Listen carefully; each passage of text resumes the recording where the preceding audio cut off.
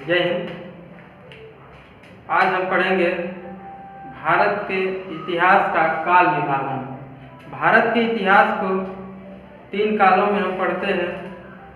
इससे पहले हम 3 वीडियो डाल चुके हैं, जिसमें भारतीय इतिहास को जानने का स्रोत, प्राचीन इतिहास को जानने का स्रोत, जिसमें वैदिक स्रोत, साहित्यिक स्रोत और विदेशी यात्रियों का विवरण और पुरातात्विक स्रोत के बारे में हम लोग पढ़े हैं। तो इसका लिंक हम डिस्क्रिप्शन में दे देंगे, आप वहां से जाकर के जरूर देखिएगा। अब हम पढ़ने वाले हैं प्राचीन भारत इतिहास का काल विभाजन। प्राचीन भारत के इतिहास को काल के आधार पर 3 पार्टों में बांटा गया है। पहला हमारा प्रागैतिहासिक काल, दूसरा आधि ऐतिहासिक काल, तीसरा ऐतिहासिक काल। तो हम प्रागैतिहासिक काल पढ़ेंगे। प्रागैतिहासिक काल इतिहास के उस काल को कहा जाता है जिसका कोई लिखित साक्ष्य नहीं है, जिसका कोई लिखित विवरण नहीं मिला है। पाषाणकालीन शिलाओं से, बर्तनों से, मिट्टी के बर्तनों से, हमें मूर्तियों से पता चलता है प्रागैतिहासिक काल, जिसमें हम पाषाण काल के बारे में पढ़ते हैं। इसका उदाहरण पाषाण काल।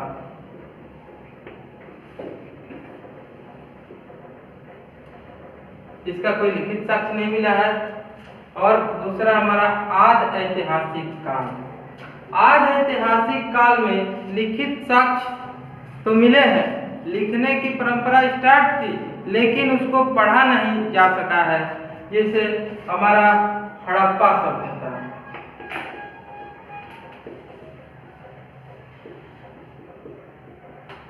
हड़प्पा सभ्यता में लिखने की प्रक्रिया तो चालू थी, लेखन शैली थी, लेकिन उसको पढ़ा नहीं जा सका है।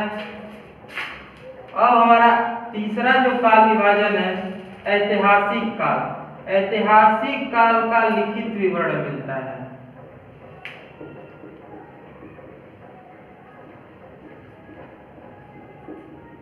ऐतिहासिक काल का लिखित विवरण मिलता है, जैसे साहित्यिक स्रोत हो गए।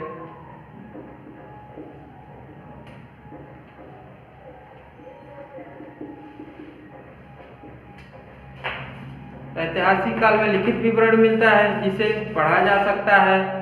और जैसे हम साहित्यिक स्रोत पिछले वीडियो में पढ़े हैं, साहित्यिक स्रोत के बारे में वैदिक स्रोत, बौद्ध स्रोत, जैन स्रोत, जितने भी ग्रंथ हैं उनके बारे में पढ़े हैं।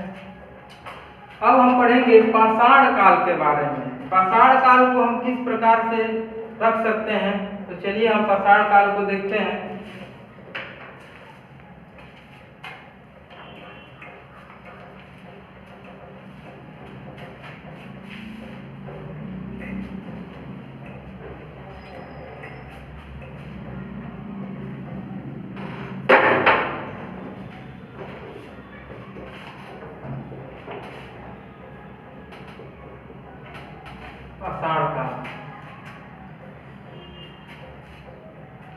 पाषाण काल उस प्रारंभिक काल को कहा जाता है जिसके अधिकतर पुरातात्विक साक्ष्य जो मिले हैं पाषाण युगीन मिले हैं, इसीलिए इसको पाषाण काल कहा जाता है। यह मानव जीवन का प्रारंभिक काल इसे कहा जाता है। पाषाण काल की खोज ब्रूस फूट ने किया था, जो भारतीय सर्वेक्षण विकास के विद्वान थे।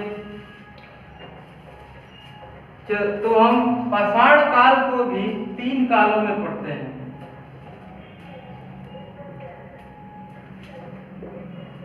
पहला हमारा पूरा पाषाण काल,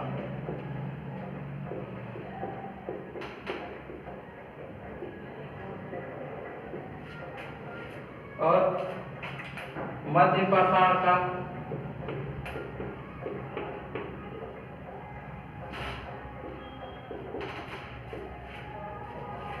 नव पाषाण काल।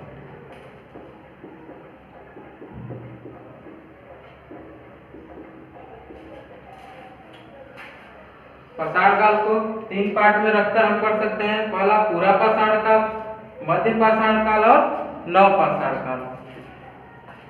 पूरा पाषाण काल को भी हम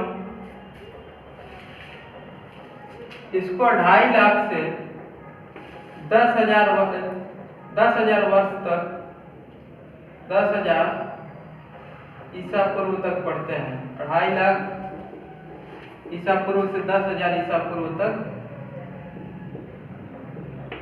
पढ़ते हैं। पहला हमारा इसमें निम्न पूरा पाषाण काल, निम्न पूरा पाषाण काल।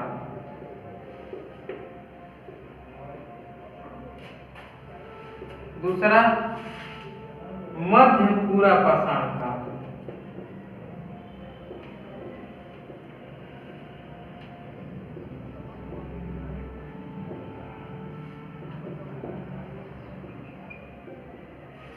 और जो हमारा लास्ट है इसका वो उच्च पूरा पाषाण काल, उच्च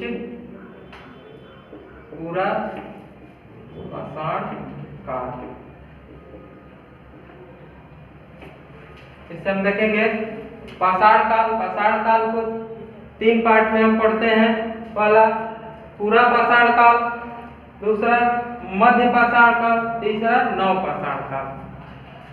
पूरा पाषाण काल को भी हम 3 पार्ट में पढ़ेंगे। निम्न पूरा पाषाण काल, मध्य पूरा पाषाण काल और उच्च पूरा पाषाण काल। इस प्रकार से हम पाषाण काल को पढ़ेंगे। तो अगले वीडियो में हम डीप में पूरा पाषाण काल, मध्य पाषाण काल, नव पाषाण काल और पूरा पाषाण काल में निम्न पूरा पाषाण काल, मध्य पूरा पाषाण काल और उच्च पूरा पाषाण काल। तो अब हम देखे हैं कि भारत के इतिहास को काल के आधार पर 3 पार्टों में बांटते हैं।